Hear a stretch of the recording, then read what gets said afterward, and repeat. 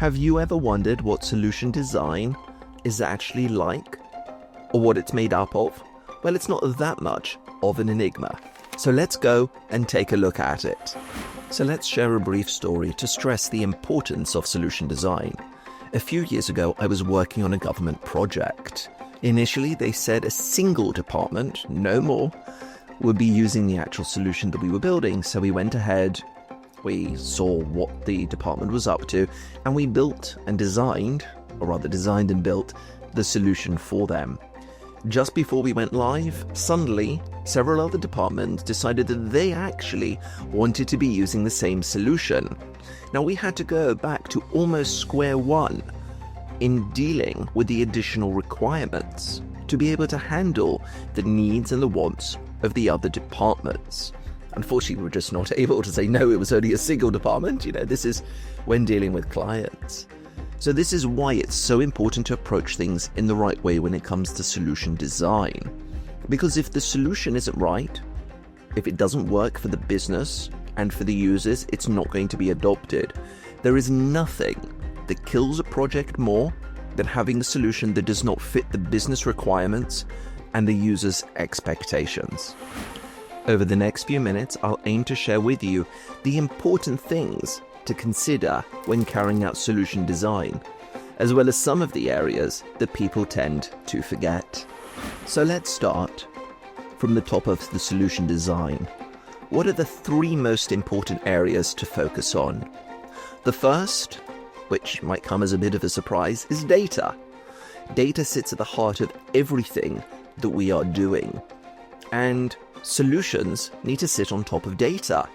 It's no good designing the solution and then working out where the data will be stored. Usually we need to work out where is the best place to store the data, and for large-scale solutions that may be multiple different locations, and then we can go ahead and look to start designing the solution on top of that. Data considerations, data storage considerations are absolutely vital to a successful solution, especially when scaling. The second important point, integration. Now, sometimes you can actually be building a totally standalone system. However, usually, especially again for more complex projects, you're going to have data coming in from other systems and other places. Might not specifically be systems, they could just be data locations. And you're probably going to have data going out to other systems and data locations. Note, the two of those can actually be different. Incoming data comes from one place or one set of places, and outgoing data goes to a different one. And what we need to do when we do solution design is work out, is our design the right approach?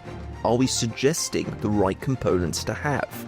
We could use a Power Automate flow to bring data in, for instance, but is that going to scale properly? Maybe we need to consider components that can handle a much higher volume than a Power Automate flow would be able to handle. So we need to work out what the need is from the business, what the aspirations are, for instance, if they're going to scale at some point, near to medium future. We're not going to try and project, say, 10 or 15 years down the line. And then we can work out what components are the right mix to bring in, because components, they're like Lego bricks.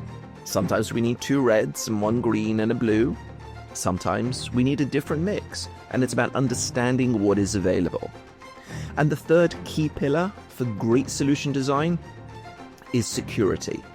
Now, security is something you think, it's easy, right? We're going to allocate a small amount of time to it.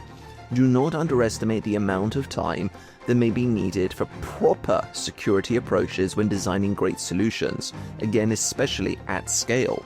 You could have a single record, and multiple departments need access to the record in different ways. Being able to read, being able to modify it, create records, maybe just view them, being able to see records that are only owned by them, being able to share records with other business units, being able to see only parts of the data on the record versus the full data that's stored on the record.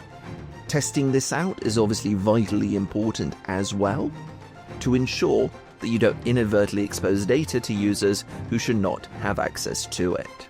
So those really are the 3 fundamental pillars of great solution design.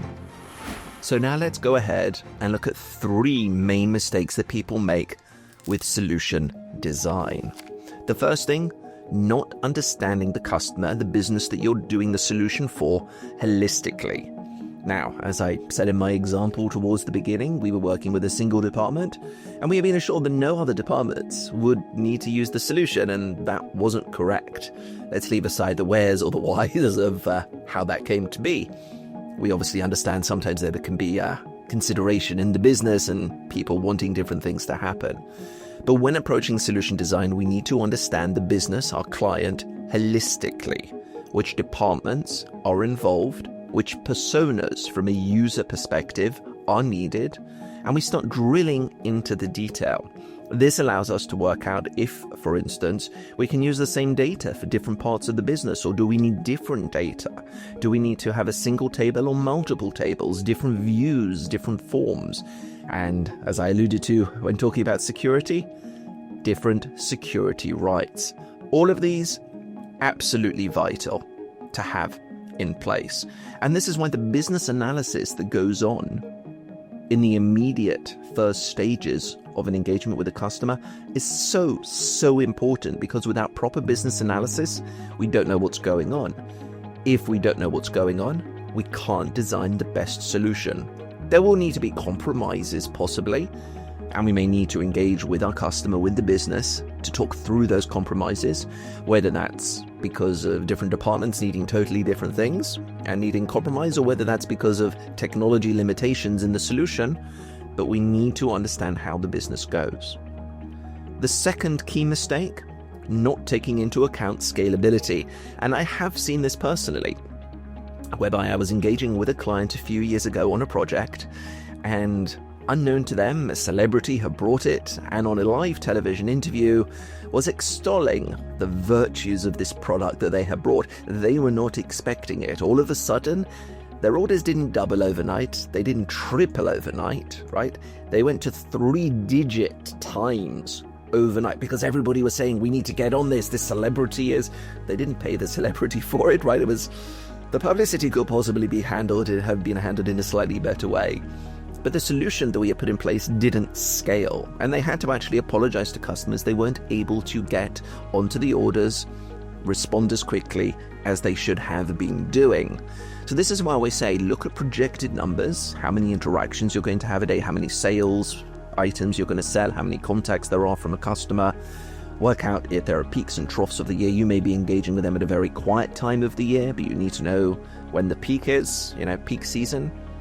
And you need to design something that will scale. I always try and like to ensure that my solutions will have 2 or 3x, 2 or 3 times the amount of throughput that the customer will be using at the moment, just to ensure that it's going to work without any issues and allow the customers some flexibility. Sure, later on down the line, if they do scale past those aspirations, we may need to revisit some things, but that's fine. This is what happens. Don't design a system that's going to last for 15 or 20 years because you don't know what will happen. The third key mistake, not testing enough, and not engaging with users. Now, I am a technologist. I love technology. I have run projects whereby I have come out with an early version of a product or the solution, and I've given it to users, and I'm busy watching the users, move the mouse around and click it, and I'm thinking, I have no idea what they're doing. This is not logical to me in any way at all. But they click around and they do things in a different order. Different users will do things in different ways, and you are almost always guaranteed to find 1 or 2 surprises as to how users are actually doing the job, whether it's in their current system or in a new system. So engaging with users as early as possible, and different users within the customer, within the business, is vital to ensure that your solution will be able to withstand users who aren't part of the solution design and who aren't technologically minded. So now let's talk about the top tools for successful solution design, setting yourself up for success. In fact, the first one actually has success in its name. Microsoft, over the last few years, has created a playbook. It's called Success by Design. It takes the knowledge and input from hundreds, if not thousands, of enterprise-level projects carried out with Microsoft technology across the globe, across practically every single vertical that you can think of. Now, it's not an exact recipe that you follow step by step, but it has key lessons learned that you can take, and as well as tips, of course, to fold into your own solution design. So you need to take it and work with it.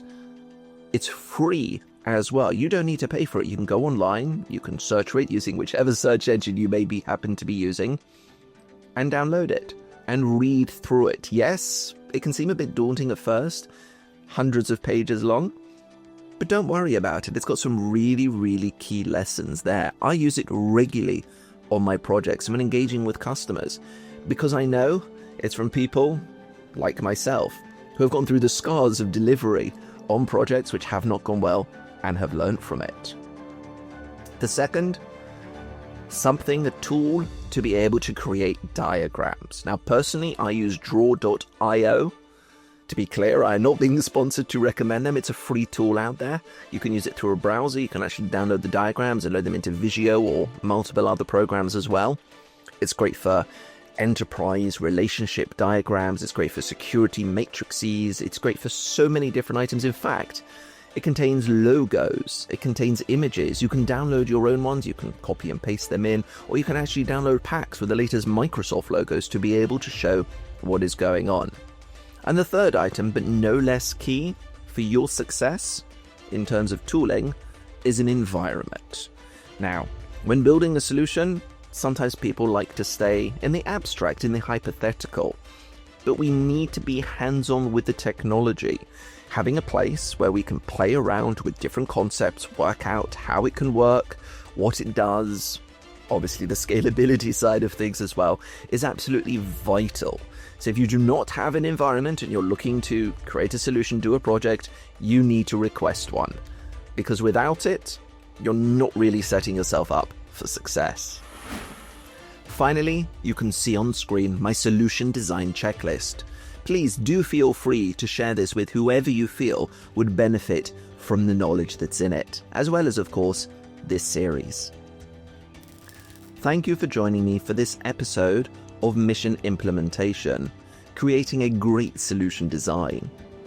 I have more than 15 years experience working across hundreds of projects, from the very small to the very large, across more than a dozen different verticals. I tell people I have the scars of delivery and the lessons that I've learned from it, from each project, being able to take knowledge from one sector and put it in a different sector, being able to create a great solution and take parts of it to address a new challenge, is something which I'm extremely, extremely passionate about.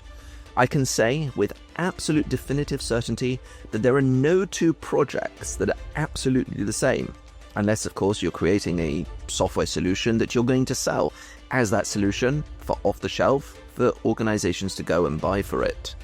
Though sometimes it can seem frightening, the pace of technology is accelerating and changing, and we really are required to be able to keep up to date with learning and development, to be able to keep in the forefront of our minds the best capabilities that we can bring to creating great and amazing solutions for clients.